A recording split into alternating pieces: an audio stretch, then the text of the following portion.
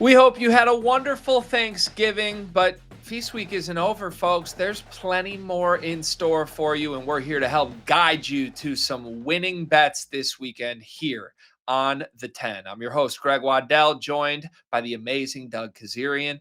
Doug, I hope you had a wonderful Thanksgiving with family, and I hope you're ready to win some bets for us today. We are going to go through every single game in the Big Ten college football slate. But first, let me remind you, we have some awesome promotions for you that you don't want to miss out on, beginning with our football squares, where players who place a same game parlay of at least $10 on NFL or college football games receive an entry into the weekly squares game. Winning squares can earn up to a $50 bonus bet per entry. You can see the app or the BetRivers website for more details. Also, we've got a profit boost pack for college football every week that is running out of time here as the college football season comes to an end. Make sure you log into your account each Saturday to receive 2 profit boosts for same game and standard parlays. The profit boost is dependent on the number of legs included. See the app and the website for more details. All right, Doug, we had show number 1 earlier this week, and I gave my Michigan Ohio State thoughts. I can't shake the history in recent years. And I'm looking at this number at 10 with a home underdog that has just had the better team's number more often than not. I'm so curious to get your breakdown of this game. What do you make it with Ohio State and Michigan? I'll lay the lumber. I'm not. I think the Buckeyes exercised a lot of demons by winning the national championship last year. And to your point, look, Michigan's had their number, but a lot of that was Harbaugh and that roster and things like that. With last year, Chip Kelly couldn't get out of his own way play calling. It was so stupid. Will Howard wasn't 100%. It was just a mind-boggling game. But if you look at this Wolverine squad, all of a sudden we're supposed to think they have a shot in this game because they took care of business against Maryland. Look at the 5 games, I don't know, right before that, right? They struggled with Northwestern. They struggled with Purdue. Even going back a month, like they had trouble with Nebraska. Sparty, they messed around. I just don't see how 4 quarters they hang around in this game. I think weather being the issue will actually help the Ohio State wide receivers. I'm assuming Jeremiah Smith's going to play. Uh, this game should not be close. I know you have a, a freshman quarterback on the road at the big house, and I think the Wolverines can hang around for a little bit. But this is a team that has been outclassed by a couple teams this year. So it's not that impressive of a Michigan team. And I do think the Buckeyes have been playing, I don't want to say possum a little bit, but I think their gas tank's full right now and they want this game really badly. I think this number's a little too short. I would have made it 14 and a half, to be honest, and maybe even 16 and a half.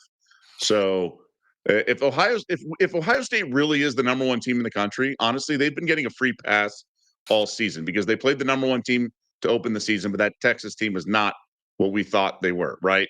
And they just had a weak schedule. And it's not their fault. They've been dominating, but there's no reason for them, if they are the legit number 1 team in the country, to not cover this game. So I'll lay it with the Buckeyes. This is why you run all of your bets by Doug Kezirian, folks, because sometimes We'll you just see. talk yourself into a number, and then all of a sudden he comes in with some intel and some facts that just get you to rethink. Look, here's the one thing I want to even debate or go back and forth with you on. I've been looking through some of Ohio State's performances this year that ended up looking like very comfortable wins. And I think they might be a just tad bit misleading. I mean, you look back at Rutgers even a week ago. This was a game that was 7-3 Ohio State with 2 minutes left in the first half. Now, it was a look ahead spot. Fine. I get it. I'll throw out a couple other examples of this. Into the second quarter, Purdue led them 3-0.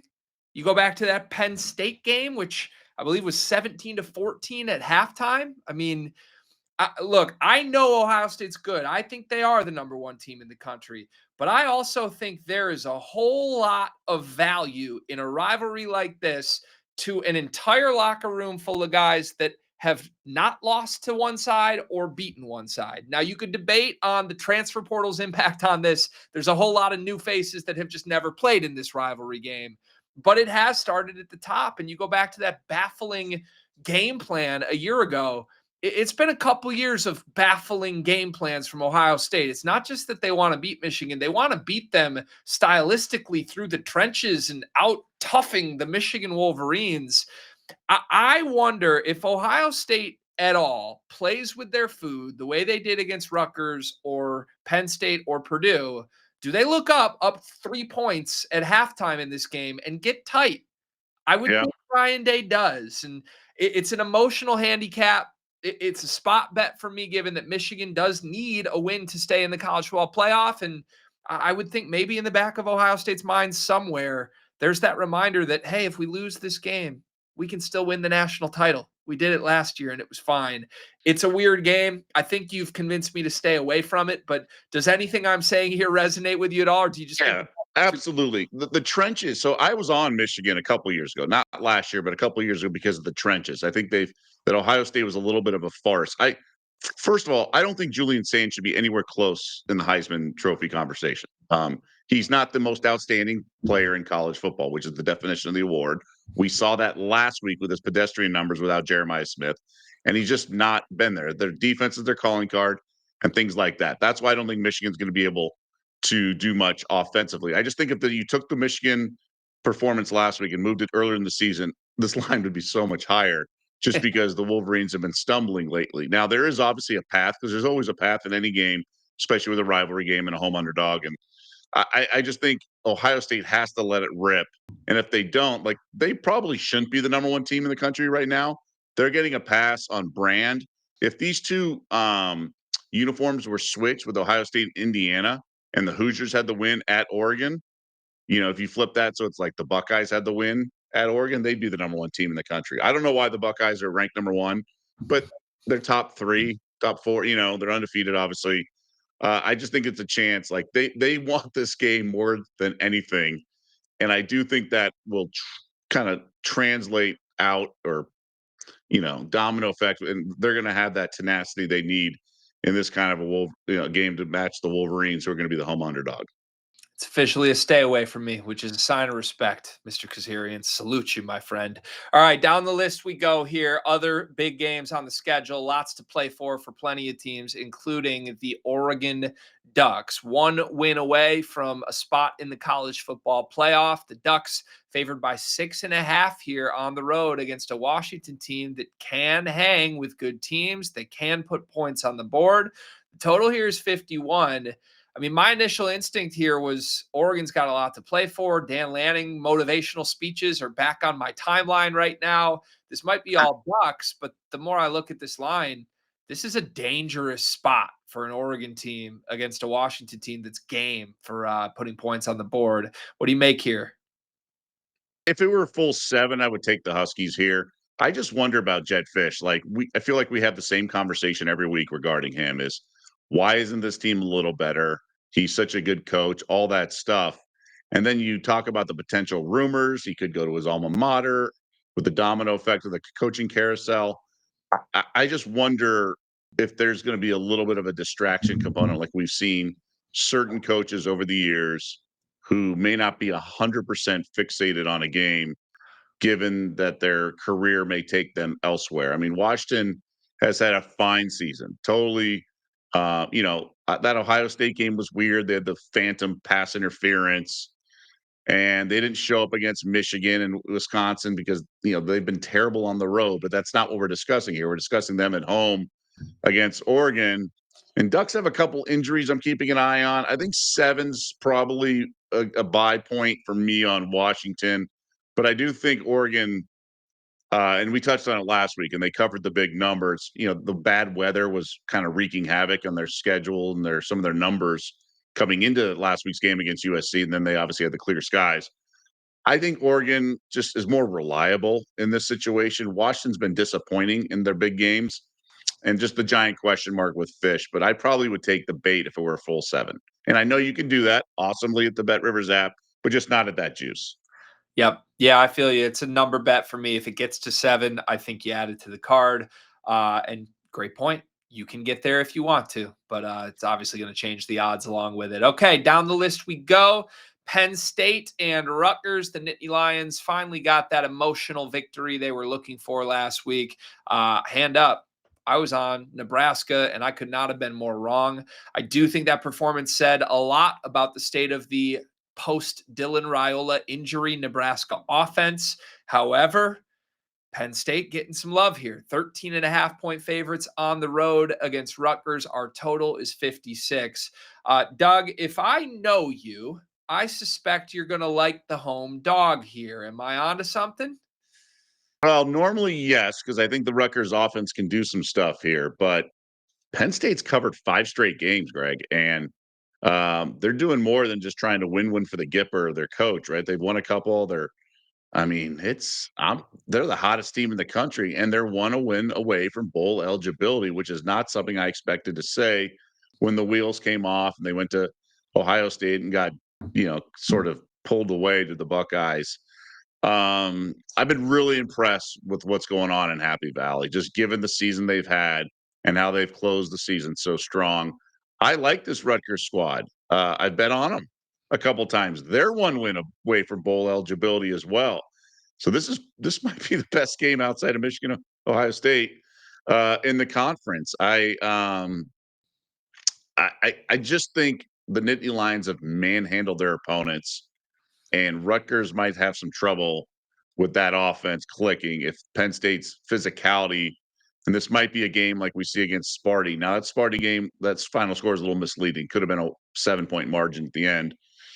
But it's a stay away. But I actually lean to the chalk here on the road just because they've been so physical in the trenches and the rushing attack. And I think Rutgers could sort of, fold like a cheap suit in the second half. I won't be surprised. It is going to be the most entertaining non the game I think this Right. weekend. The a lot to play for bowl, or you could call it. Yeah, I think I'm just going to sit back and enjoy that one. I could see it going Penn State's way, given how hot they have been. They should dominate the trenches. But to your point, Rutgers has been a fun team to back this year. It's an offense I do believe in. So hand up, sit back. I'm going to watch it. That's all I'm going to do. Next on the list, we've got Wisconsin on the road at PJ Fleck and the Golden Gophers. This is a true pick 'em here. Our total's at 37.5. Talk about a line that I think is different than it would have been a couple of weeks ago. If you would have told me Wisconsin would be pick 'em on the road anywhere in this league, I would have slapped you in the face a month ago. Well, here we are. Minnesota has had some issues. They've still been overwhelmingly good at home this season, and that has my attention on paper. What do you think, Doug? Yeah, I gotta take the Gophers here, even though the Badgers have woken up. Really impressed. Things, I think, 4 straight covers overlapping with the coach coming, their coach coming back next year. So that tells me something. They want to run through the tape here and finish strong. Now, Whiskey's not going to be going bowling. Um, Minnesota's already clinched. That's the only concern I have in terms of this game. Have they just relaxed the last couple weeks, and do they care? I think they're like you said, they've been really good at home, much better at home, I should say, just in terms of the splits. I have to take the Gophers here. Wisconsin's been a fun story, but it's not like they're still doing it with smoke and mirrors and their defense and whatnot. It's been pretty amazing winning a couple games that they've done. Like last week, I don't know what happened with the Illinois game. I just don't know. I still have to take the Gophers in this spot, even though I've been enjoying fading BJ Fleck and company on the road, especially at Oregon on that Friday night. I think the Gophers at pick 'em. I think there's line value here.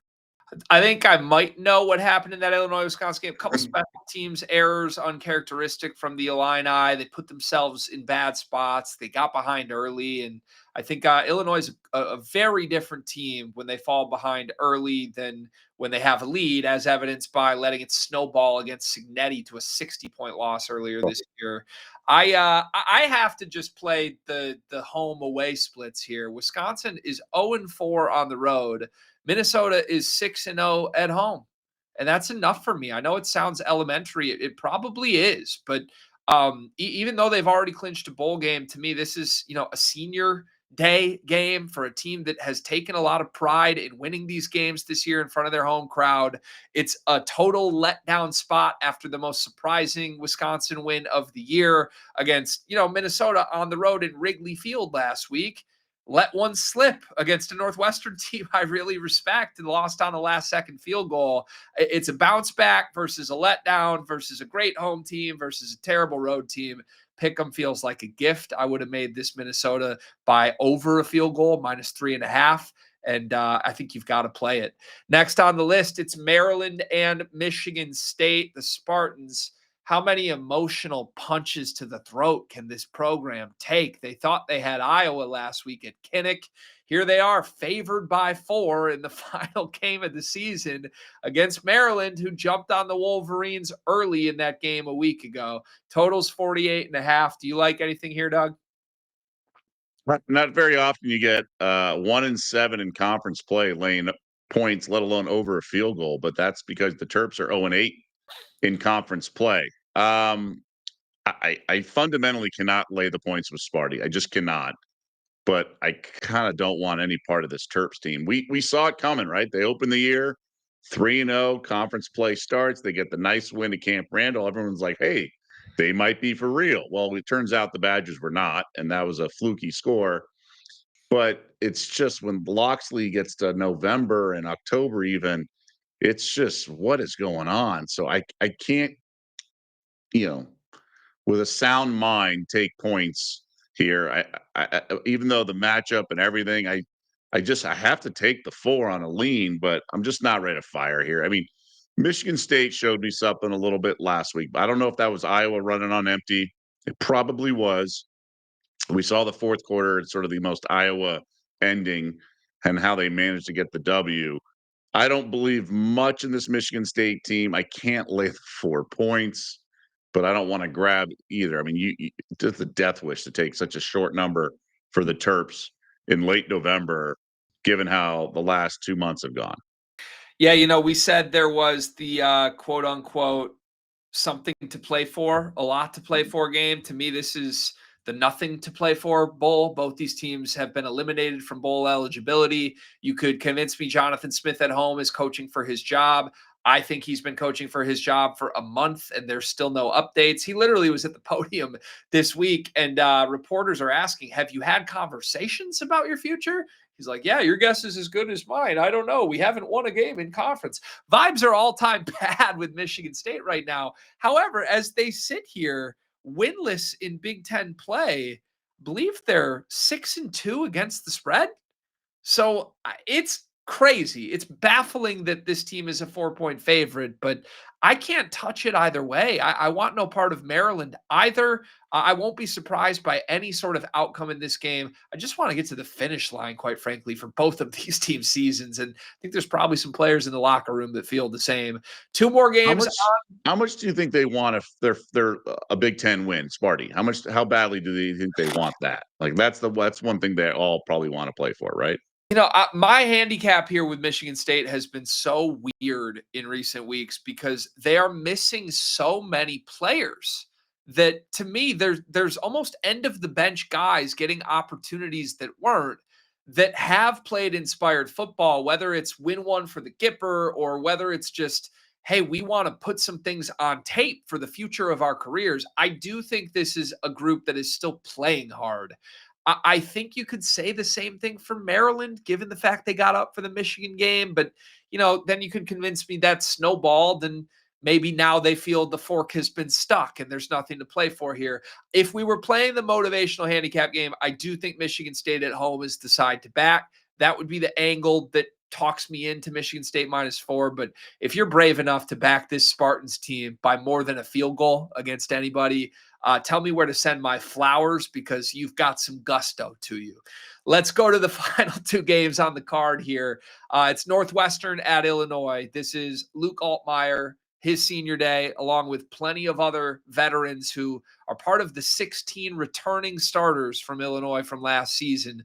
They won 9 games a season ago. It has not gone the way Illini fans hoped early in the year. One of the more I don't know, gutless performances that you've seen this year against Wisconsin last week. If you still believe that Illinois has something here, I'm intrigued by Illinois -7 in a big emotional, let's feel good to end our career spot. However, Northwestern's a tough football team. This is an in-state game. I don't know what to do here, Doug. Yeah, I like the Illini here. I think it's a bounce back spot. Northwestern became bowl eligible last week, and I just touched on it a moment ago with Iowa, right? How much did they have left in the gas tank after facing Oregon, going to USC? I just wonder what's left in the tank for the Purple Cats here. They had a big game against USC, right? That was a Friday night game. Scores a little misleading, turnover, almost a pick six right before halftime. Then they play at Wrigley Field, back-to-back games, emotion there, the cool ambiance. The one-score finishes with Michigan and then Minnesota. They dramatically win last week, get bowl eligibility. And it's not the longest road trip, but I just wonder where their heads are at. These are still kids. If they come to Champaign and play well and everything, that's a heck of a coaching job to keep this train on the tracks, given everything I just mentioned. I'm absolutely laying it with Illinois.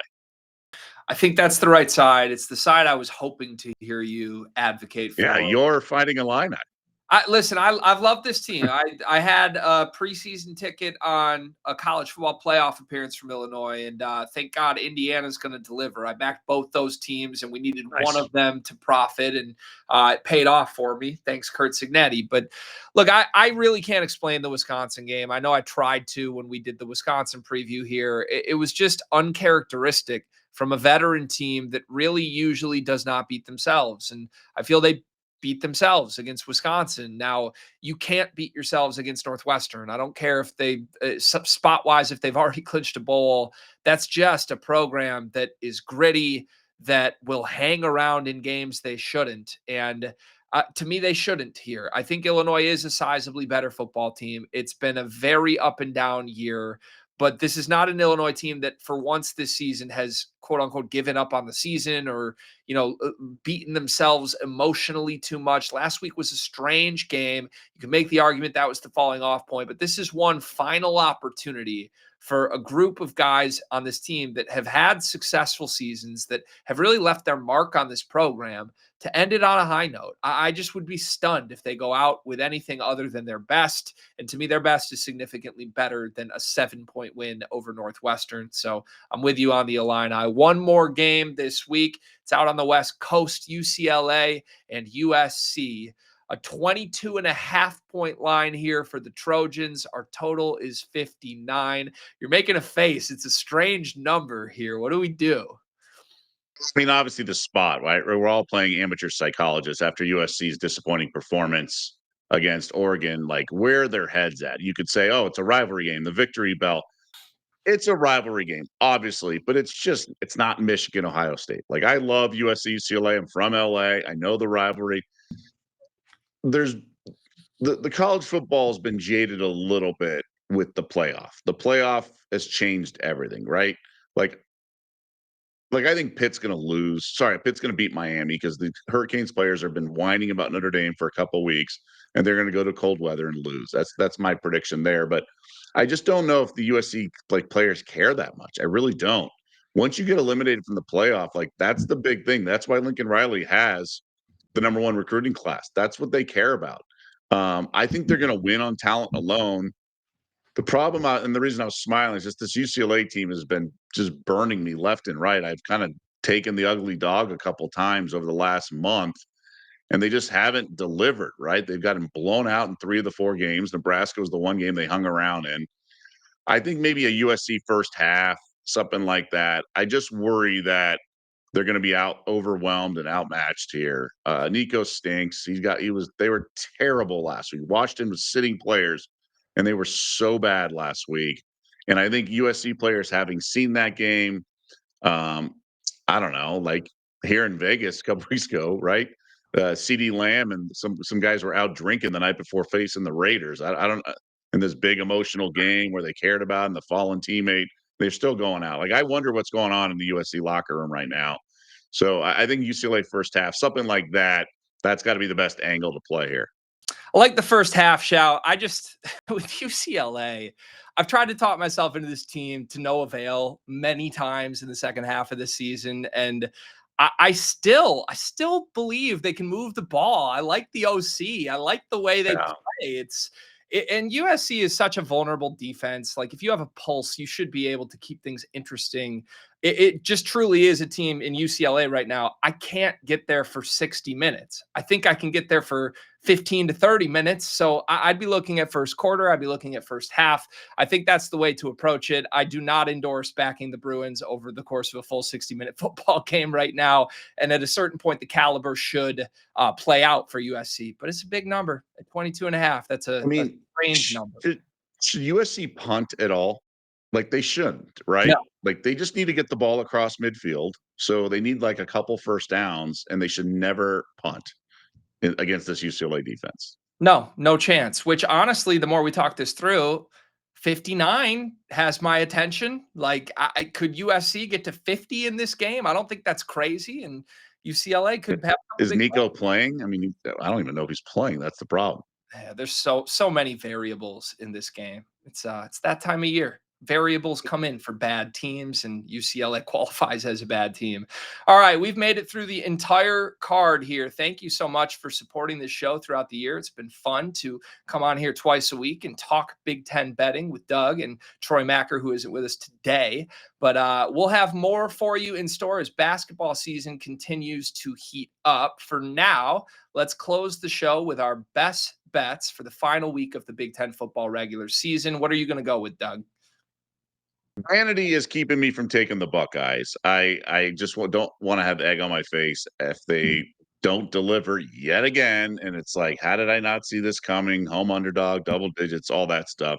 I do think Ohio State gets it done, but I'll take Illinois here. I just think it's a good spot to bet on them, and it's a good spot to bet against Northwestern. I think the Purple Cats have been a nice story.